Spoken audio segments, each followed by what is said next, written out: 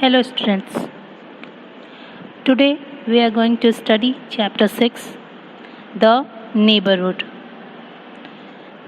And in this chapter we are going to read about the importance of a neighborhood, identify various places in the neighborhood, how to keep our neighborhood clean, and we should value our neighbors.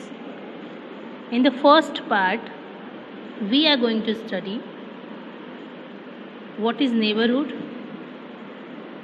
and important places in our neighborhood. Okay, now let's start our chapter. The area around our house is called our neighborhood. The area around our house is called our neighborhood. The families who live near our house are our neighbors. The families who live near our house are our neighbors. As neighbors, we should help each other in times of need. We should keep our neighborhood clean.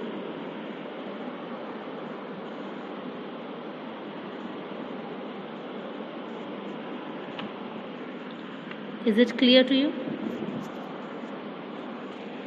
Now let us find out the important places in our neighborhood. These places are also known as landmarks. The important places in our neighborhood are also known as landmarks. And in this topic, we are going to firstly learn about the market. A market is a place which has many shops. A market is a place which has many shops. These shops sell goods. What do you mean by goods? Objects that are produced for sale. Objects that are produced for sale are known as goods. It is very important for every neighborhood to have a marketplace. Some of the most important shops that we can see in a marketplace are that of a greengrocer. Greengrocer, where we buy fruits and vegetables. Second, milk booth. Milk booth is a place where we buy milk. Grocery shop, where we buy groceries and things for daily use. Grocery shop is a place where we buy groceries and things for daily use. Chemist shop, where we buy medicines. A place where we buy medicines is known as chemist shop.